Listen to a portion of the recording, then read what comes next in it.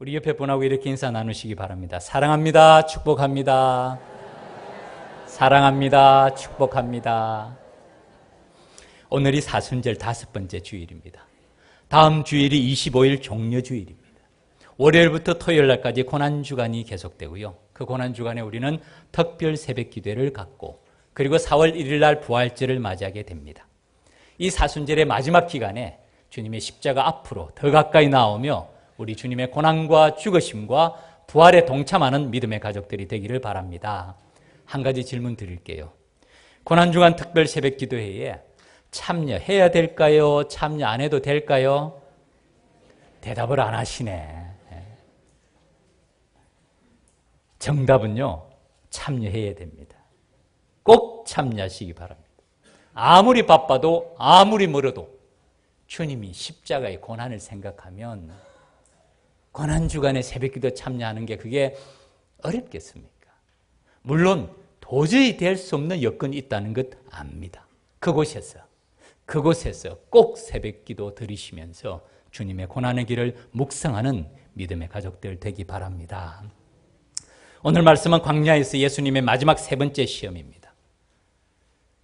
3가지로 생각해 보기를 원합니다. 첫 번째, 예수님이 받으신 시험에 공통된 특징이 있습니다. 이것이 무엇인지 살펴보고요. 두 번째는 사탄이 약속한 천하만국과 그 영광이 무엇인가? 그리고 마지막 3번째는 참된 경배란 무엇인가?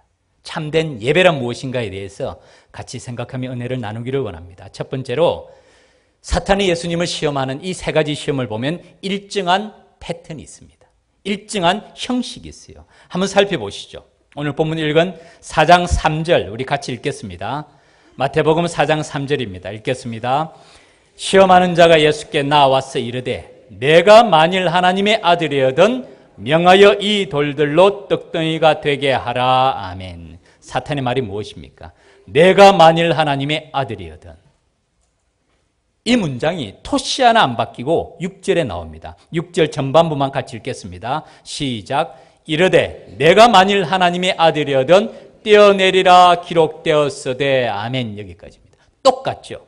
네가 만일 하나님의 아들이거든, 네가 만일 하나님의 아들이거든. 오늘 본문 9절 말씀, 오늘 주제가 3번째 시험인데 9절 말씀도 같이 한번 읽겠습니다. 시작. 이르되 만일 내게 엎드려 경배하면 이 모든 것을 내게 주리라. 아멘. 이 3가지 문장이 같은 의미입니다. 네가 만일 하나님의 아들이거든 나에게 경배하라. 그리하면 이 모든 것을 너에게 주리라. 이 사탄의 시험의 이 3가지의 본질적인 핵심은요, 예수님의 하나님의 아들됨을 시험하는 것입니다. 왜 예수님의 하나님의 아들됨을 시험할까요? 그것은 우리의 구원 계획, 하나님의 구원 계획과 직결되기 때문에 사탄은 하나님의 구원 계획에 정면으로 도전하고 있습니다. 예수 그리스도만이 유일한 구원자이십니다. 그리고 그 예수님이 우리의 구원자가 되기 위해서는 반드시 예수님은 죄가 없으신 하나님의 아들이어야 됩니다. 그리고 또한 반드시 사람이어야 됩니다. 이 2가지가 동시에 이루어져야 우리의 구원을 이루실 수가 있습니다. 이것이 기독론의 핵심입니다. 예수 그리스도는 누구신가? 완전한 하나님, 하나님의 아들, 신성을 가지신 분이고 그분은 완전한 우리와 같은 인성을 가진 분이다. 이것이 핵심인데 사탄은 지금 이것을 공격하고 있습니다. 네가 하나님의 아들이라고? 진짜라면 한번 해봐. 사탄의 충동질이고 도전입니다. 놀랍게도요, 광야에서 예수님을 시험했던 이 문장으로, 이 주제로 시험했던 이 사탄은 마지막 예수님께서 갈보리 언덕에 십자가를 지실 때 똑같이 시험하고 있어요. 놀랍습니다. 한번 찾아보시죠.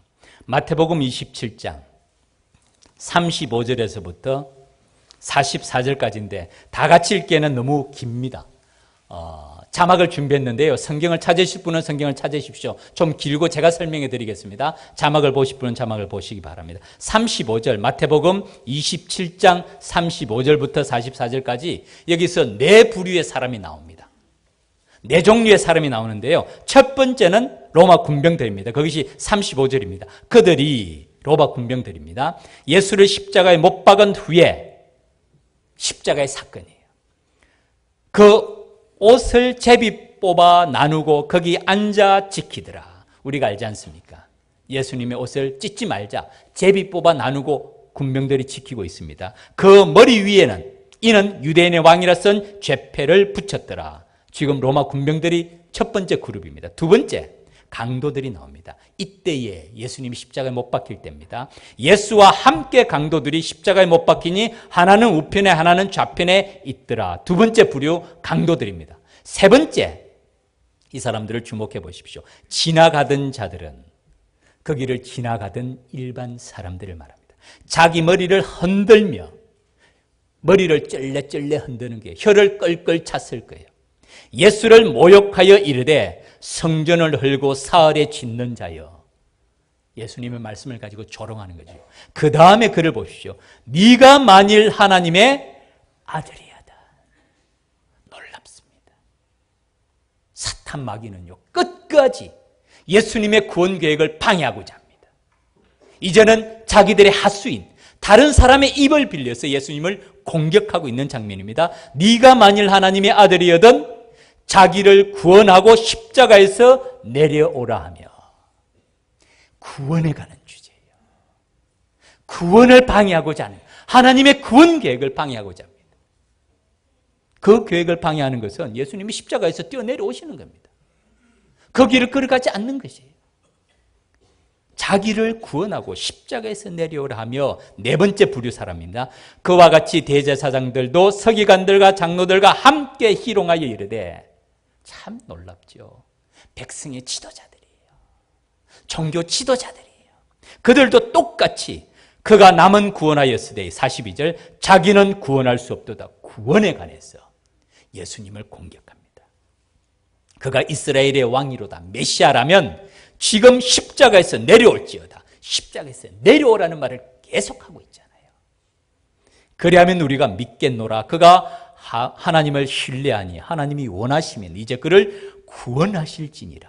또 구원에 관한 주제입니다. 그의 말이 나는 하나님의 아들이라 하였도다. 네가 만일 하나님의 아들이거든, 네가 하나님의 아들이라고 말했잖아. 네부터 구원해봐. 십자가에서 내려와. 마지막까지 사탄은 집요하게 공격을 하고 있는 모습을 보여주고 있습니다.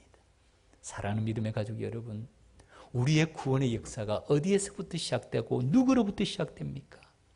하나님의 아들이신 예수 그리스도로부터 시작이 됩니다. 그런데 사탄은 이 구원 계획을 방해하고자 모든 힘을, 모든 사람을, 자기 하수인들을 다 동원하는 장면을 처음 시작하면서부터, 광야에서부터 마지막 십자가의 사건까지 지속적으로 계속되고 있음을 보여주고 있습니다. 이 마태복음 27장 사건은 고난주간에 성금요일에 일어난 사건입니다.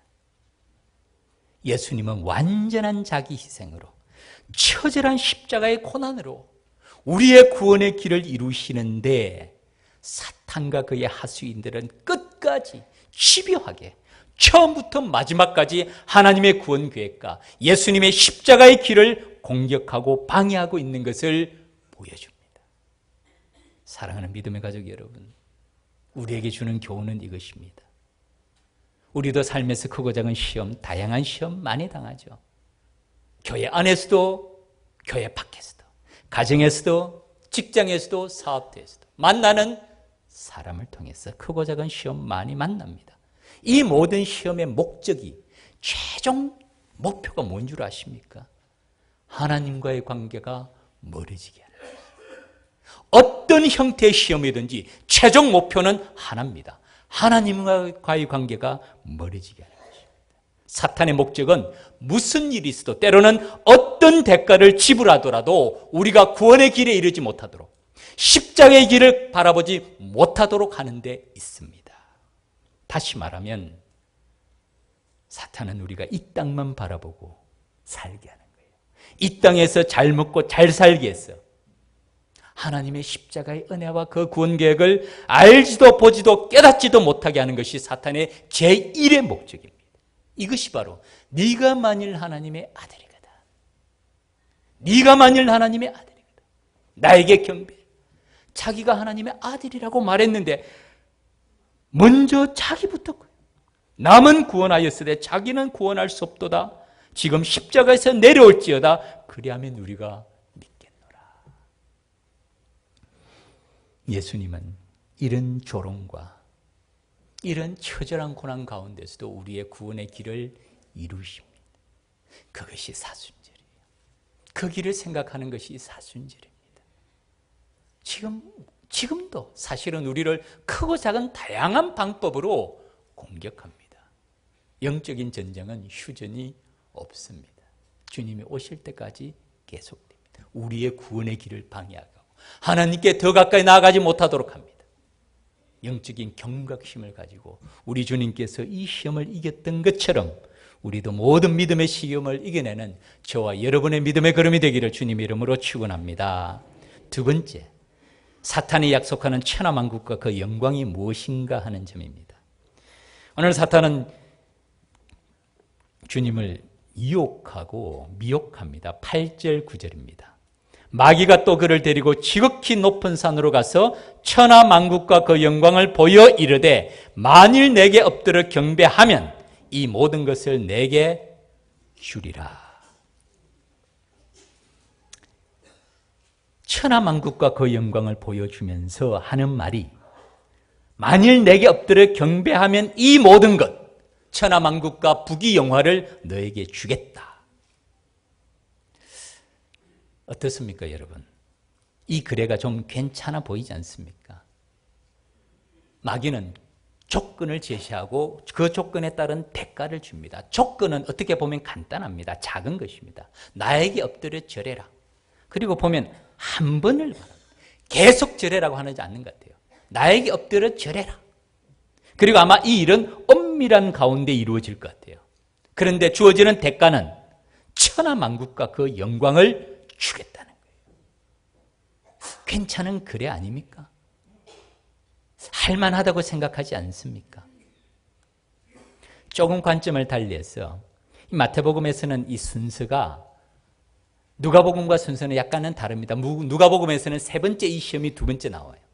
두 번째 시험이 세 번째 나오는데 마태는 의도적으로 구조적으로 이 시험의 순서를 배열합니다. 마태가 왜 이렇게 배열했는지 살펴볼 필요가 있습니다. 점점 더 높아지고 점점 더 넓어집니다. 오늘날로 말하면 점층법을 사용합니다. 맨 처음에 광야에서 시험을 하죠. 그 다음에는 성전의 꼭대기에서 시험합니다. 그보다 더 높은 것은 가장 높은 산, 지극히 높은 산으로 올라갑니다. 이 3단계의 시험입니다. 그리고 또 시험의 내용도 점점 더 커집니다. 처음에는 자신의 배고픔, 이 돌들로 떡덩이가 되게 하라. 자신의 배고픔을 해결해 보라. 두 번째는 성전 꼭대기에서 뛰어내리라. 이스라엘 백성 중에서 스타가 되라는 얘기예요. 영광과 인정을 받아보라. 이것이 내게 도움이 될 것이라. 그리고 마지막 세 번째는 지극히 높은 산에 올라가서 온 세상의 권력과 영광과 힘과 명예를 보여주면서 이것을 내게 주리라. 메슬로우라는 사람을 여러분 기억하시죠? 제가 지난 시간에 얘기했습니다. 인간의 마음에는 욕구 발달의 단계가 있습니다. 참 그 이론이 1943년에 발표된 인간 심리에 대한 이론인데 정확하게 말씀과 일치해요. 하위 욕구에서 상위 욕구로 발달해 갑니다. 첫 단계는 생리적인 욕구, 배고픔의 욕구입니다. 안전의 욕구, 소속감과 사회적인 인정의 욕구, 그리고 마지막 네 번째는 자기 존중의 욕구, 마지막 다섯 번째는 자아실현의 욕구, self-actualization, 자아실현의 욕구. 이것이 현대 심리학적 용어지요. 사탄의 용어로 말하면 천하만국과 그 영광이 바로 여기에 해당되는 거예요. 자아실현, 자기의 영광. 천하만국과 그 영광을 너에게 주리라. 이것은 사실은 사탄이 외부로부터 우리를 유혹하는 모습이기도 하지만 또한 우리의 내부로부터 이런 욕망들, 이런 숨어있는 깊은 욕망들이 있음을 보여줍니다. 우리는 잘 압니다. 때로는 사람은 수단과 방법을 가리지 않고 그것이 사탄과 엄밀하게 타협했으란 말과 동일해요. 수단과 방법을 가리지 않고 사탄과 거래를 했으라도 힘과 권력과 부귀와 영화를 얻고자 하는 인간의 욕망이 없습니까? 우리 한국의 현대사를 한번 살펴봅시다. 멀지 않은 일이에요. 불과 20, 30년 전에 우리도 이미 뉴스를 통해서 본 일들입니다. 자신의 권력을 얻고자, 자신의 파워를 얻고자, 자신의 명예를 얻고자 서슴없이 백성들을 죽이는 일이 오늘날도 없습니까? 예수님 시대는 어떻습니까? 예수님이 탄생하셨을 때 헤롯이라는 그 사람, 자신의 지위를 지키고자 그 무시한 아이들을 죽이는 그런 모습들, 어제 오늘의 이야기가 아닙니다. 천하만국과 그 영광을 얻고자 사탄과 타협하는 것이, 수단과 방법을 가리지 않는 모습이에요. 그것이 사탄의 유혹이에요. 사탄의 속임수입니다. 여기서 한 가지 확인해야 될 게 있습니다. 여러분, 이 사탄의 거래가, 사탄의 약속이 믿을만하다고 생각하십니까? 다른 말로 하면 정말 사탄에게 엎드려 경배하면 사탄이 이런 것들을 다 줄 수가 있다고 생각을 하세요.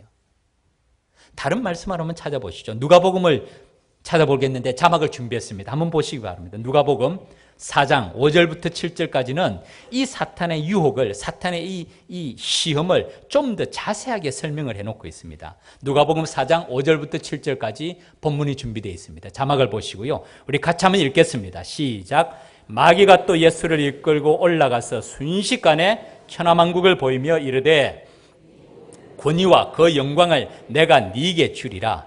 이것은 내게 넘겨준 것이므로 내가 원하는 자에게 주노라. 그러므로 내가 만일 내게 절하면 다 내 것이 되리라. 아멘. 참 사탄이 간교합니다. 아주 설득력 있게 말을 합니다. 마귀가 또 예수를 이끌고 올라가서 순식간에 천하만국을 보여줍니다. 그리고 말합니다. 이 모든 권위와 그 영광을 내가 네게 주리라.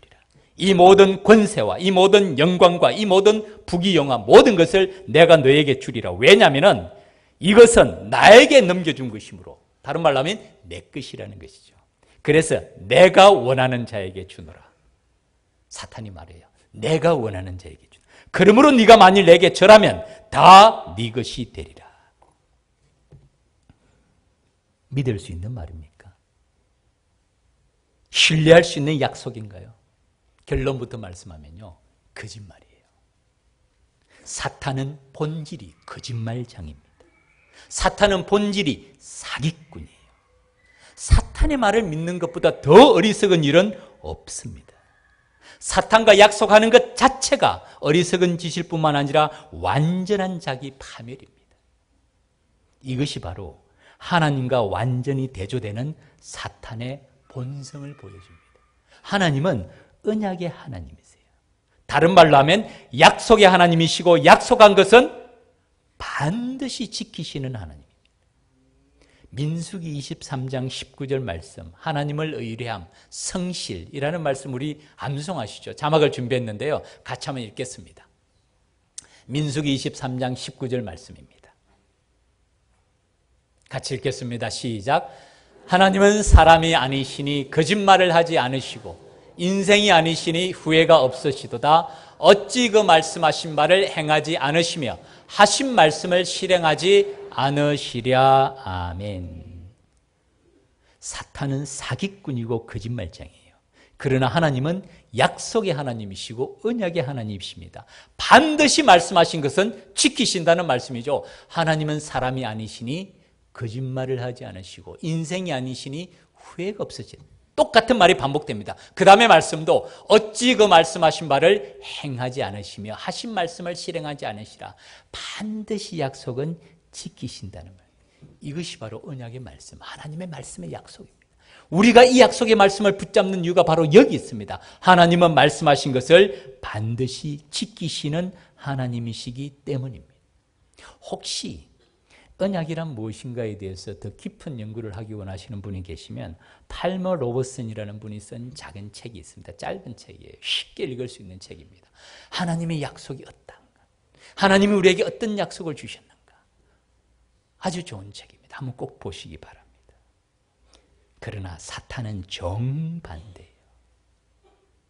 사탄과 거래하는 자체가 어리석은 짓 중에 가장 어리석은 일입니다. 그래서 주님께서는 한마디로 이런 사탄의 유혹을 거절하십니다. 사탄아 물러가라. 사탄아 물러가라. 제가 어느 한 분의 간증을 제가 본 적이 있습니다.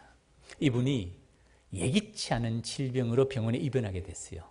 건강하게 생활하다가 갑자기 건강진단이나 아니면 몸에 이상이 생겨서 병원에 가봤는데 병이 깊어요.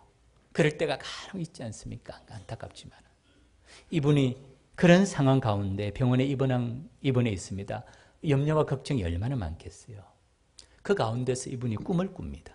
꿈에 사탄을 만나요.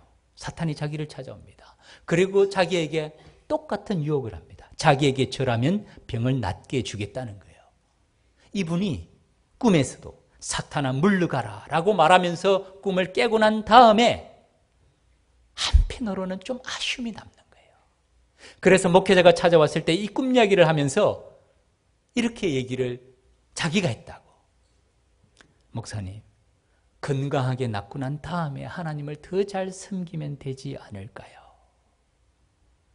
그게 인간의 약한 마음입니다. 한 번 사탄에게 절하고 사탄과 거래하고 건강하게 낫고 난 다음에 하나님을 더 잘 섬기면 되지 않을까요? 약한 마음을 유혹하는 사탄의 전략이에요. 거짓말입니다. 거짓말이에요. 우리를 속이는 것입니다. 타협하면요 반드시 더 큰 대가를 치릅니다. 사탄은 우리의 약한 마음을 이용하고 유혹해서 자기의 하수인으로 삼고자 계략을 부리는 것이지 사탄이 진정으로 우리를 낫게 해주고자 하는 사랑의 마음이 있겠습니까? 우리 주님은 바로 이런 사탄의 모든 계략들을 한마디로 물리치십니다. 사탄아 물러가라.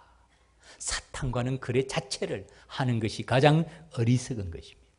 마지막 세 번째입니다. 진정한 경배란 무엇인가? 진정한 예배란 무엇인가? 우리가 누구를 경배해야 되는가? 쉬운 질문처럼 보입니다. 그러나 한 걸음만 더 깊이 내려가면 쉬운 질문이 아닙니다. 우리의 예배의 목적이 무엇입니까? 사탄은 예배 목적을 분명하게 제시합니다. 내게 엎드려 경배하면, 나를 예배하면, 나를 경배하면 무엇을 주겠다고요? 천하만국과 그 영광을 주겠다. 예수님의 말씀은 그것이 아닙니다. 천하만국과 그 영광을 얻는 것이 경배의 목적이 아니라는 것이에요. 경배의 목적은 기록되었으되 말씀을 따라 주 너의 하나님을 경배하고 다만 그를 섬기는 것. 그를 바르게 섬기는 것이 진정한 목적이라고 말씀하고 있습니다. 오늘 우리 찬양대에서 이 찬양이 바로 그것입니다. 이 세상 그 어떤 것을 준다고 해도 나는 주님과 바꿀 수가 없습니다. 이 세상의 모든 것을 준다고 해도 나는 주님과 바꿀 수가 없습니다. 오늘 현대인의 질문은 이런 질문들이 환영받지를 못합니다. 왜냐하면 특별히 번영신학, 축복신앙이 가득 찬 이 세대를 살아가기 때문에 이 세상 모든 것을 준다고 해도 나는 주님과 바꿀 수가 없습니다. 이 세상 모든 것을, 어떤 것을 준다고 해도 나는 주님과 바꿀 수 없습니다라는 고백보다도 사탄의 이 유혹처럼 내가 만일 내게 엎드려 경배하면 천하만국과 그 영광을 주리라 라는 것에 대한 기대를 더 많이 가지고 있을 때가 있습니다. 예수님께서 사마리아 여인을 만나면서 참된 예배에 대해서 말씀하시는 장면이 있습니다. 요한복음 4장 23절 24절 말씀 자막을 준비했습니다. 우리 같이 한번 읽어보겠습니다. 요한복음 4장 23절 24절 같이 읽겠습니다. 시작. 아버지께 참되게 예배하는 자들은 영과 진리로 예배할 때가 오나니 곧 이때라. 아버지께서는 자기에게 이렇게 예배하는 자들을 찾으시느니라. 하나님은 영이시니 예배하는 자가 영과 진리로 예배할지니라. 아멘. 하나님이 찾으시는 예배, 하나님이 기뻐하시는 예배, 아버지께 참되게 예배하는 자들, 어떤 자들이 어떤 예배를 드려야 되냐면은 영과 진리로 예배해야 된다고 말씀하시면서 아버지께서는 이렇게 예배하는 자들을 찾으신다고 말씀하고 있습니다. 사랑하는 믿음의 가족 여러분, 바로 이것이 사탄의 유혹은 내게 엎드려 경배하면 천하만국과 그 영광을 내게 주리라 라는 말씀에 예수님은 예배의 목적, 경배의 목적은 그것이 아니다. 천하만국과 그 영광을 얻는 것이 예배의 목적이 아니라 경배의 목적은 말씀을 따라 다만 그를 바르게 섬기는 것이 진정한 목적이라는 것을 말씀하고 있습니다. 이사야 선지자가 우리 인간의 창조된 목적을 이미 얘기를 합니다. 왜 하나님께서 우리를 이 땅에 보내시고 왜 하나님께서 사람을 만드셨는가? 이 백성은 하나님의 자녀들입니다. 내가 나를 위하여 지었나니. 하나님께서 나를 위해서 하나님의 백성을 만드셨다는 거예요. 그리고 그 다음에 나를 찬송하게 하려 함이라. 이사야서 43장 21절 말씀 자막을 같이 한번 읽겠습니다. 다 같이 한 목소리로 같이 읽겠습니다. 시작. 이 백성은 내가 나를 위하여 지었나니 나를 찬송하게 하려 함이라. 아멘. 조금 찾아보겠습니다. 시간이 조금 가지만은 에베소서에서 이 말씀을 이렇게 사도 바울은 설명합니다. 이는 그가 사랑하시는 자 안에서 우리에게 거저 주시는 바 그의 은혜의 영광을 찬송하게 하려는 것이라. 에베소서 1장 6절 같이 한번 읽어볼까요? 시작. 이는 그가 사랑하시는 자 안에서 우리에게 거저 주시는 바 그의 은혜의 영광을 찬송하게 하려는 것이라. 아멘. 하나님께서 우리를 왜 부르셨는지 그 기쁘신 뜻대로 우리를 예정하사 그리스도 예수로 말미암아 자기의 아들들이 되게 하신 이유를 이는 그가 사랑하시는 자 안에서 예수 그리스도 안에서 우리에게 거저 주시는 바 그의 은혜의 영광 구원의 선물이에요. 찬송하게 하려는 것이라. 이것이 우리의 경배의 목적이라는 말씀입니다. 12절 말씀에 또 동일하게 반복이 됩니다. 12절 같이 읽겠습니다. 시작. 이는 우리가 그리스도 안에서 전부터 바라던 그의 영광의 찬송이 되게 하려 하심이라. 아멘. 찬송, 경배, 영광, 예배 동일한 뜻입니다. 그리고 14절에 한 번 더 나옵니다. 14절 말씀 같이 읽겠습니다. 시작. 이는 우리의 기업의 보정이 되사 그 얻으신 것을 속량하시고 그의 영광을 찬송하게 하려 하심이라. 아멘. 예배 목적은요, 하나님의 이름을 그 영광을 찬송하게 하는 데 있다는 것을 보여줍니다. 다른 말로 하면 예배는 수단이 아니라는 거예요. 예배 자체가 하나님을 가장 기쁘시게 하고 우리가 행하는 최고의 가치라는 것을, 예배 자체가 하나님께 영광을 돌리는 일이라는 것을 말씀하고 있습니다. 신앙생활을 처음 할 때는 문제 해결을 받기 위해서 예배를 드리기도 합니다. 하나님도 아세요. 받아주십니다. 그러나 믿음이 성장함에 따라서 신앙의 연륜이 깊어짐에 따라서 이 예배가 우리의 존재 목적이고 이 예배가 하나님께서 가장 기뻐 받으시고 우리가 드릴 수 있는 최고의 경배라는 사실을 점점 깨달으면서 예배 가운데 임재하시는 하나님의 영광을 체험하고 그 하나님께 합당한 경배와 찬양을 올려드리는 것이 우리의 사명임을 깨닫는 이것이 믿음의 길인 것입니다. 우리가 오피전 예배 때마다 임내성 찬양을 부르죠. 나는 하나님을 예배하는 예배자입니다. 내가 서 있는 곳 어디서나 하나님을 예배합니다. 내 영혼 거룩한 은혜를 향하여 내 마음 완전한 하나님을 향하여 이곳에서 바로 이 시간 하나님을 예배합니다. 사실은 이 예배는 우리가 모여서 드리는 예배입니다. 그러나 이 예배는 예배의 시작이에요. 우리의 진정한 예배는 삶의 예배입니다. 우리의 가정에서, 우리의 직장에서, 우리의 사업터에서 우리가 만나는 사람들에게, 그들에게 빛과 소금의 사명, 그리스도의 향기를 나타내는 것, 이것이 삶의 예배, 하나님께서 기뻐 받으시는 예배라는 것을 말씀합니다. 제가 한 글을 인용하고 말씀을 맺겠습니다. 글의 제목이 잃어버린 보석, 예배를 되찾으라 라는 짧은 글입니다. 제가 소개해 드릴게요. 교회가 잃어버려서는 안 되는 것, 이것이 없으면 교회가 될 수 없는 것, 바로 예배입니다. 성도는 예배를 통해 지상 최고의 가치인 하나님을 만나고 하나님을 높입니다. 하나님 안에서 참된 안식을 누립니다. 두려움과 슬픔과 부정적인 생각을 걷어내고 하나님의 마음을 품습니다. 그래서 성도는 예배를 전심으로 드려야 됩니다. 그리고 마지막 부분에서 이렇게 말합니다.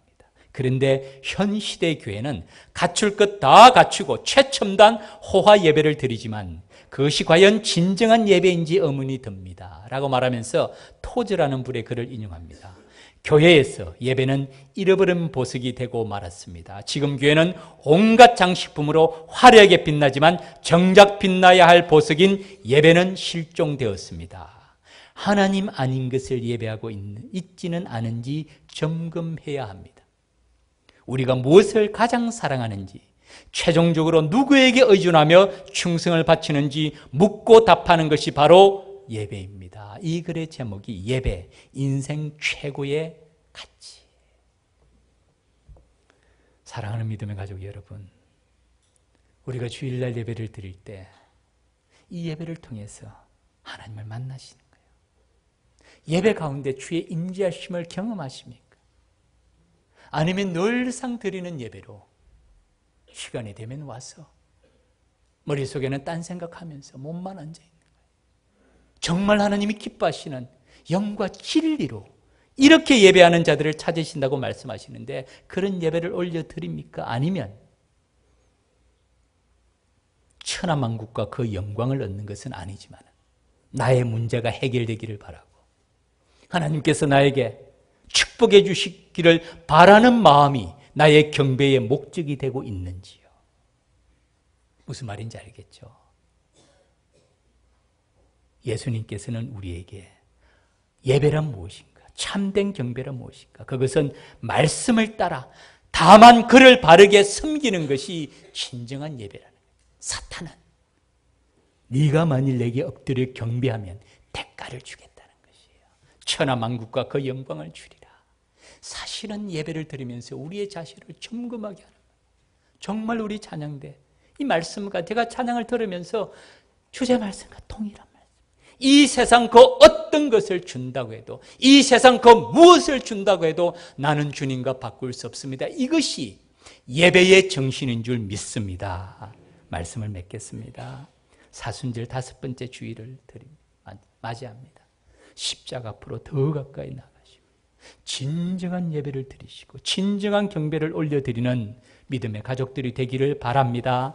천하만국과 그 영광보다 더 중요한 것은 주의 하나님께 경배하고 다만 그를 섬기는 것인 줄 믿습니다.